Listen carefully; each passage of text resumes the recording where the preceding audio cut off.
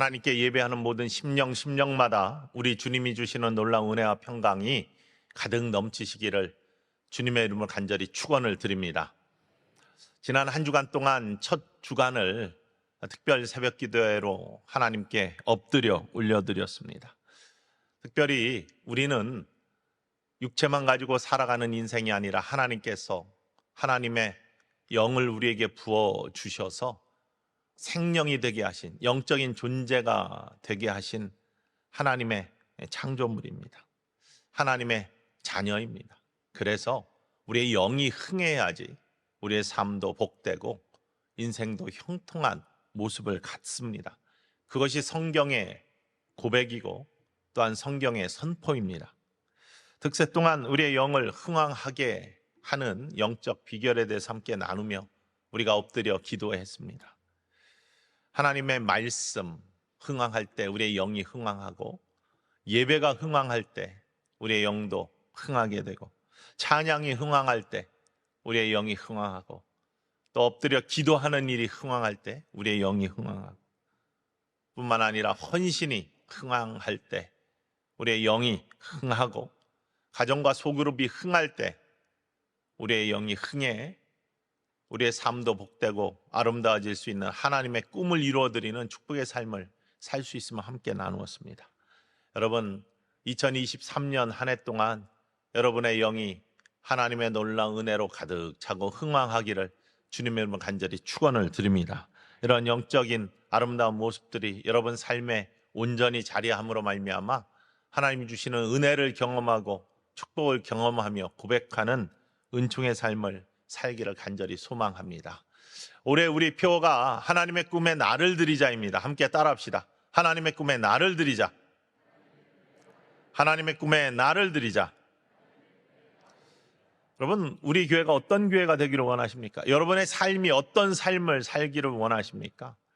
여러분의 삶이 간증을 매일 듣기만 하는 삶을 살기를 원하십니까? 간증하는 삶이 되기를 원하십니까? 우리 교회가 간증하는 교회가 되기를 원하십니까? 간증을 딴 데서 듣기만 하는 교회가 되기를 원하십니까? 하나님의 꿈은요, 우리를 온전하게 하고 또 복되게 하셔서 우리를 통해서 살아계신 하나님을 간증하는 우리들의 삶이 되기를 원하시고, 우리의 교회가 되기를 원하시고, 우리의 가정이 되기를 원하십니다. 이러한 삶에 우리를 들여 우리 안에서 하나님이 그 소원을 이루어가는 축복의 통로가 되실 수 있기를 주님의 이름으로 간절히 축원을 드립니다. 성경에 보면 수많은 하나님의 꿈을 이루어드리는 사람들의 모습에 대해서 나와 있습니다. 근데 앞으로 몇 주 동안 사사기 6장과 7장을 통해서 기돈과 300용사의 모습을 통해 정말로 고통 속에 있던 이스라엘 백성들을 하나님의 꿈을 위해 그 자신들을 들여 하나님의 꿈을 이루어드린 축복의 모습을 살펴보기를 원하는데요.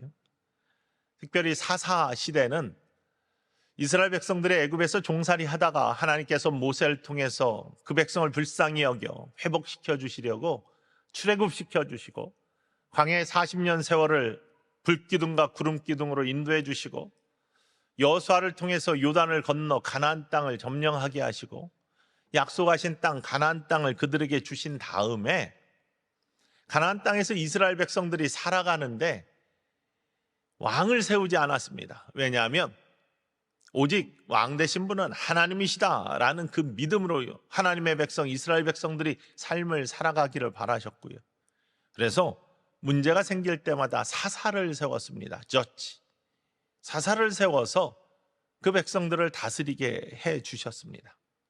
그런데 이 사사의 시대, 사울 왕이 세워지기 전까지의 사사의 시대를 보면은 늘 이스라엘 백성들, 하나님 백성들이 흥할 때가 있었고 쇠할 때가 있었습니다.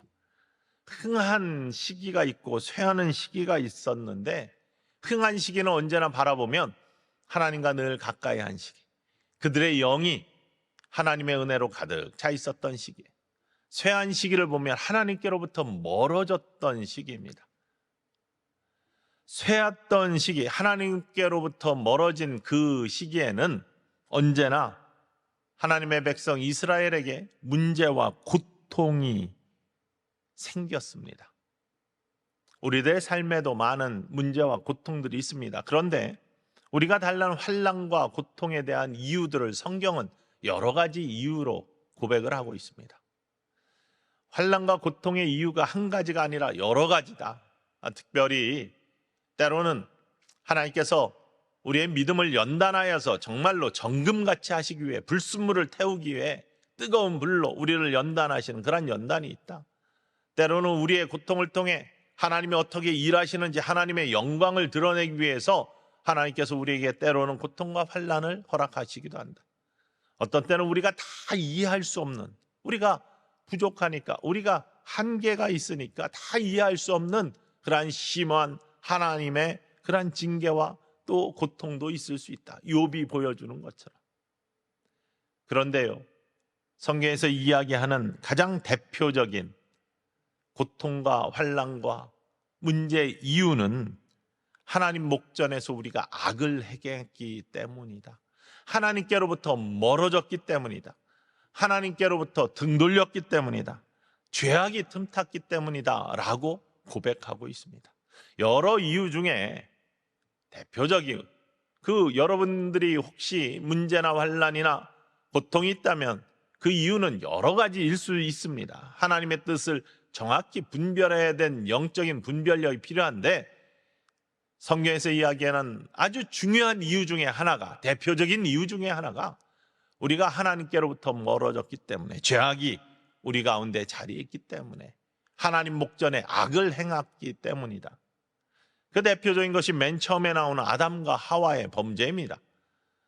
하나님께서 하지 말라고 한 일을 행함으로 말미암아 죄가 세상에 틈탔고 그들을 지배하기 시작하자 하나님께서는 그들을 행복한 터전인 에덴 동산에서 쫓겨나게 하시고 그들에게 고통을 주셨어요. 대표적인 모습으로 여자에게는 해산의 고통, 남자에게는 노동의 고통을 주었다라고 했는데, 그것은 죄 때문에 들어오는 고통의 모습, 문제를 이야기하고 있습니다.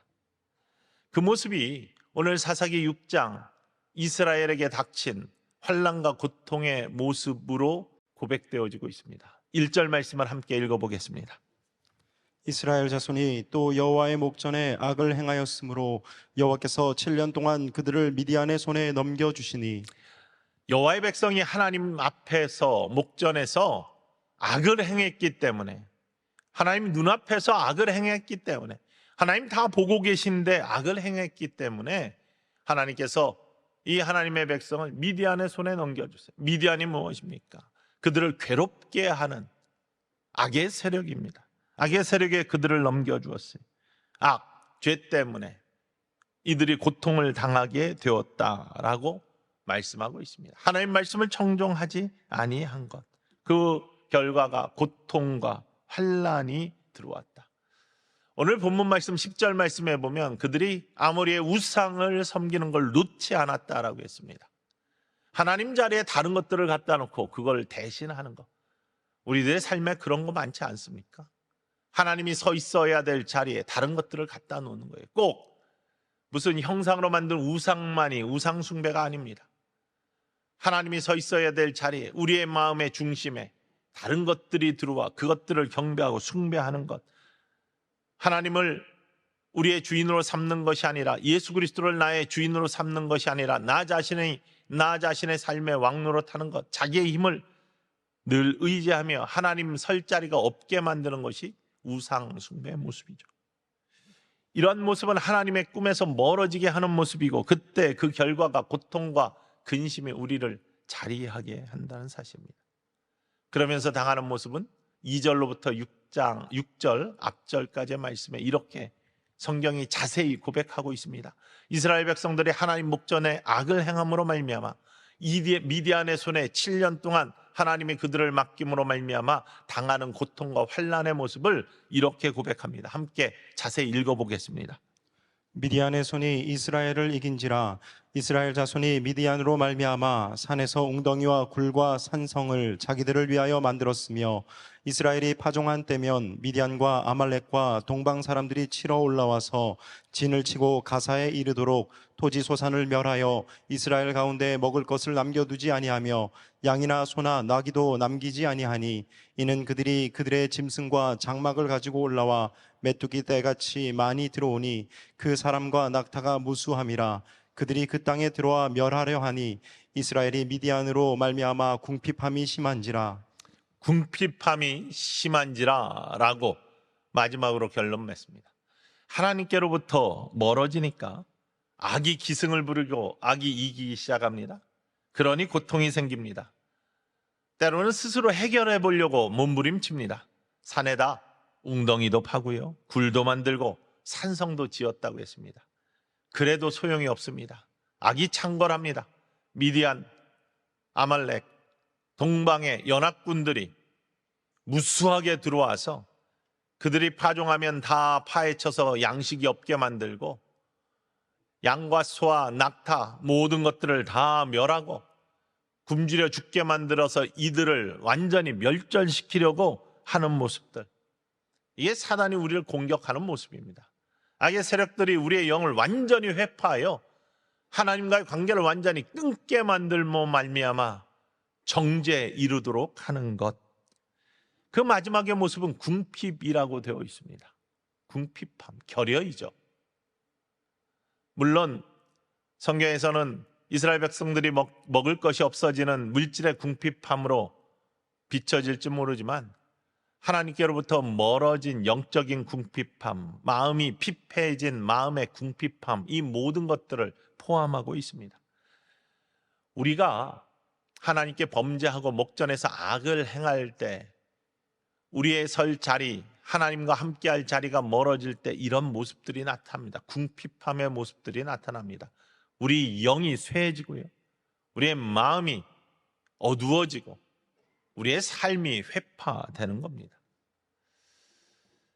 제가 학생들 데리고 선교를 가잖아요. 그러면은 예전에 두 가지 다른 놀라운 말씀으로 또 새로운 그런 비전을 꿈꾸며 은혜도 받지만 두 가지 은혜가 그들에게 크게 자리하는 것을 바라볼 수 있었습니다. 우리 지금 비전 트리블 중등부 학생들이 가 있는데 그들도 이 중에 하나는 아마 큰 은혜가 될 겁니다. 첫 번째, 환경에 대해서 감사하게 됩니다. 물론 우리 학생들은 미국 땅으로 갔지만요, 미국 땅에 살고 있는 학생들이 다른 곳에, 더 열악한 곳에 선교를 가면은 자신들이 살고 있는 환경에 대해서 감사를 하게 됩니다. 미국 땅의 인디안 레저베이션, 인디안 지역을 들어가잖아요. 야, 미국 땅에 이런 곳이 있었나? 모두가 다 그렇게 느낍니다. 풀 한 폭이 나지 않고 메마른 물이 없는 곳, 죽으라고 들여보낸 그곳에서 인디안들이 생존하고 있어요. 그곳을 가면요, 내가 살고 있는 것이 얼마나 복된 곳인지를 모두가 다 경험합니다. 때로는 해외로 가죠. 도미니카를 가도 멕시코의 아주 열악한 환경에 있는 지역을 가잖아요. 특별히 서부 쪽에. 그러면 모든 학생들은 내가 살고 있는 것이 얼마나 감사한 곳인지를 고백하게 돼요. 왜? 결여된 곳을 가보니까, 궁핍한 곳을 가보니까 나에게 주신, 내가 누리고 있는 것이 얼마나 큰 것인지를 고백하게 되는 것이죠. 또 하나의 감사의 고백은 부모님과 떨어져 있어서 일주일을 지내면은 부모님의 손길이 얼마나 감사한지를 고백하게 됩니다. 아, 내가 그냥 당연히 누리던 것 같은, 다 살펴주던 부모님의 손길이 그것이 떨어짐으로 말미암아, 멀어짐으로 말미암아, 결여됨으로 말미암아 고생하면서, 아, 부모님의 사랑이, 부모님의 손길이 이렇게 감사한 것이구나 라는 것을 깨닫고 고백하는 모습들을 많이 보았습니다. 이스라엘 백성들이 하나님께 떨어져서 하나님의 은혜가 결핍되고 그것이 궁핍함으로 나타날 때 사랑과 은혜, 그것을 깨달으면서요, 하나님께 돌아갈 수 있는 기회가 생기는 것인데, 죄가 깊으면 은혜도 깊다라, 사도 바울이 그렇게 고백하죠. 로마서 5장 20절 말씀에 이렇게 고백합니다. 함께 읽어볼까요? 죄가 더한 곳에 은혜가 더욱 넘쳐나니 죄가 더한 곳에 은혜가 더욱 넘쳐난다. 자기가 예수 믿는 자들을 박해하고 하나님 백성을 괴롭게 했던 그 모습, 그것들을 생각할 때마다 나 같은 죄인도 이렇게 살려주신 하나님의 은혜가 얼마나 큰지를 늘 고백하며 죄가 더한 곳에 은혜가 더욱 넘친다. 이렇게 고백을 하는 것이죠.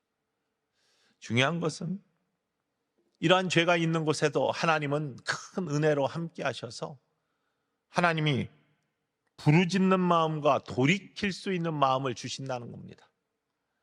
여러분, 우리가 아무리 하나님께로부터 멀리 떨어져 있어도 하나님은 여러분들을 기다려주시고 새로 회복될 수 있는 마음을 허락하시는 은혜의 하나님이심을 믿으시기를 원합니다. 여러분들께서 오늘 이 자리에 있는 것은 매주 이 예배에 참여한 분 계시지만 오늘 어쩌다 아니면 처음으로 이 예배당에 와서 예배 드리는 분이 계시다면 하나님이 여러분을, 당신을 얼마나 사랑하시는지를 오늘 이 시간 고백하실 수 있기를 주님의 이름으로 간절히 축원을 드립니다. 왜냐하면 하나님께 돌아갈 수 있는 기회를 주셨기 때문에, 부르짖을 수 있는 마음을 주셨기 때문에, 하나님을 바라볼 수 있는 마음을 허락하셨기 때문에 6절과 7절 말씀에 이스라엘 백성들이 이렇게 돌이켰습니다. 읽습니다. 이에 이스라엘 자손이 여호와께 부르짖었더라. 이스라엘 자손이 미디안으로 말미암아 여호와께 부르짖었으므로 미디안의 고통으로 말미암아 여호와께 부르짖었다. 여호와께 부르짖었다. 두 번이나 이야기하고 있습니다. 하나님을 다시 바라보았다는 거예요. 하나님의 꿈은 하나님의 백성들이 하나님께로부터 멀리 떠나 있었을지라도 다시 하나님을 바라보며 하나님께 돌아오기를 바라는 것이 하나님의 꿈이라는 것입니다.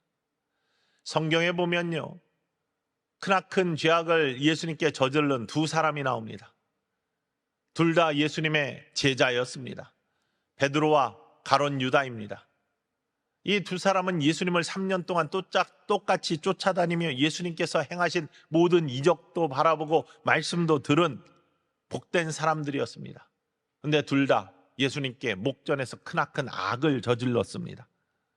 베드로는 예수님을 3번이나 부인했습니다. 예수님이 위기에 처하자 예수님을 모른다고 3번이나 부인을 했습니다. 가룟 유다는 젤롯 당원이었습니다. 독립운동가였습니다. 이스라엘이 로마의 속국으로 있을 때 로마로부터 독립하고자 이루어진 땅이 젤롯 땅인데 이 젤롯 당원이었습니다. 예수님이 놀라운 능력을 갖고 있자 예수님을 통해서 무엇인가를 해보고 싶었는데 예수님이 나는 이제 죽으러 간다. 나는 이제 십자가를 지어야 된다. 자꾸 이런 말씀을 하시니 이제는 더 이상 예수님이 나의 주인이 될 수 없다, 왕이 될 수 없다 생각하고 예수님을 은30에 팔아버렸습니다. 둘 다 예수님 목전에서 큰 악을 행한 사람들입니다. 예수님을 부인하고 예수님을 팔아버리고. 그런데요, 베드로는 다시금 예수님이 쓰시는 크나큰 제자가 되고 가룟 유다는 목매어 죽어버리는 안타까운 삶으로 생을 마감했습니다. 왜 그랬을까요? 베드로는 예수님의 말씀을 기억하면서 통곡하며 회개하고 다시금 예수 그리스도의 말씀과 예수님을 바라본 사람이었습니다. 그에게 부활하신 예수님이 다시 찾아가셔서 내가 나를 사랑하느냐? 라고 물으시면서 그를 다시 초대하시고 주님의 일에 쓰시는 예수 그리스도의 놀라운 축복의 꿈에 함께하는 자가 되게 하셨습니다. 근데 가룟 유다는 후회는 했어요.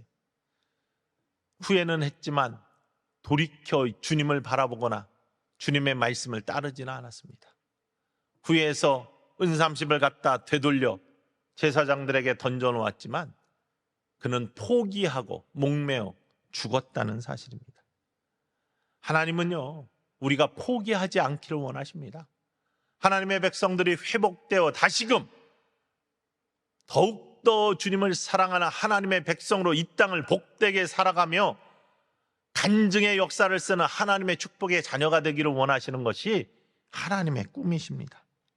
그러니 이 하나님의 꿈을 이루어드리기 위hen 우리에게 반드시 필요한 게 뭐라고요? 엎드림입니다. 기도의 회복입니다.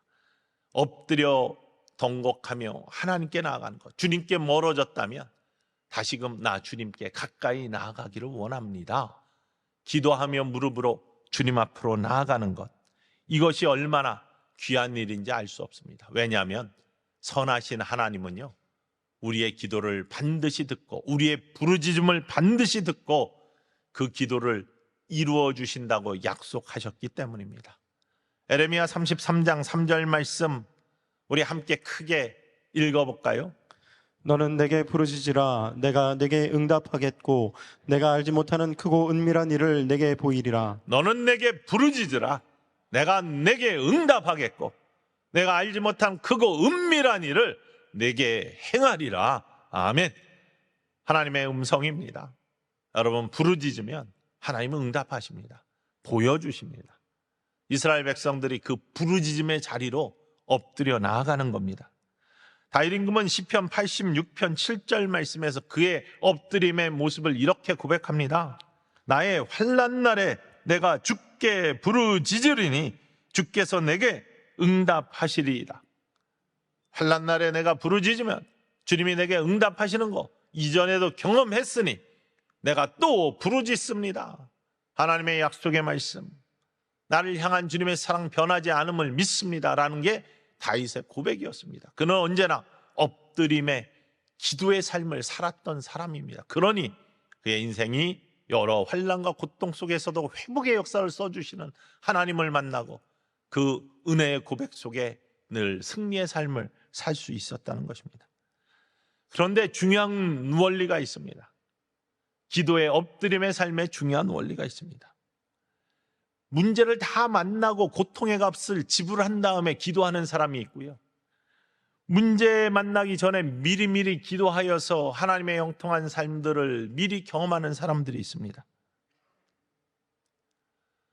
다 문제가 나타난 후에 정말로 큰 고통 속에서 기도를 시작하는 것도 의미 있지만 미디안의 고통 속에 7년 동안 맡겨진 그 고통 속에서 이 일 저 일 다 해본 다음에 도저히 안 되니 하나님께 부르짖어도 하나님이 응답하시지만 더 중요한 것은 미리 하나님께로부터 멀어지지 아니하고 주님께 가까이 나아가 늘 기도하는 삶을 이스라엘 백성들이 살았더라면 그러한 고통조차도 없었을 수 있다라는 사실입니다. 자동차를 다 갖고 자동차를 운행하시죠. 자동차에는 늘 정기적으로 하는 점검이 필요합니다. 정비가 필요합니다. 미리 합니다. 엔진 오일을 갑니다. 요즘 뭐 전기차 나왔으니까 방식이 달라지겠지만 기름으로 가는 차는 반드시 오일을 체인지 해주어야 됩니다. 그리고 때때로 뭐 에어 필터도 갈아야 되고 여러 가지 정비할 게 있습니다. 미국에서는 오일 체인지는 몇 마일에 한 번씩, 15,000마일에는 뭐 마이너 서비스, 3만 마일에는 메이저 서비스, 딱 그 패키지가 되어 있어요. 어느 딜러나 돈이 듭니다.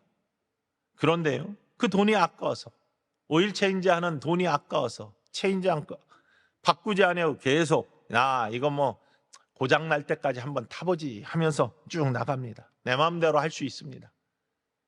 오일이 다 닳아 엔진이 달라붙기라도 하면요, 그 이전에 점검할 때 들어가는 돈보다 훨씬 더 많은 수백만 원이 들어가게 되어 있습니다. 소 잃고 외양간 고치는 그러한 삶이 아니라 미리미리 점검하는 모습이 필요하죠. 영적인 원리도 마찬가지입니다.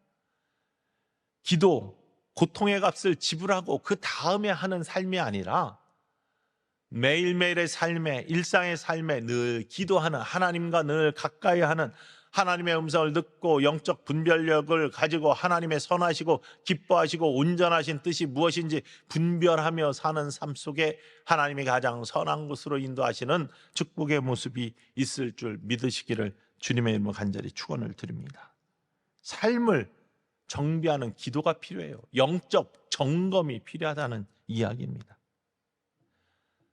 여러분, 우리들의 2023년의 삶이 이러한 엎드림의 삶이 있기를 원합니다. 하나님의 꿈에 나를 드리는 것은 다른 것이 아니라 매일매일의 삶에 하나님 가까이 하는 우리의 삶이 있을 때 하나님이 우리를 통해 하나님의 뜻을 분별하고 마음에 소원을 두시고 행하시는 놀라운 역사가 일어날 수 있다는 사실입니다. 그것이 우리의 간증이 되는 거예요. 이때 하나님께서는 부르짖는 이스라엘 백성들에게 선지자를 세워서 하나님의 꿈을 다시 확인시켜 주시고 선포해 주시는 모습이 오늘 8절과 9절 말씀에 나타나 있습니다. 함께 읽어보겠습니다.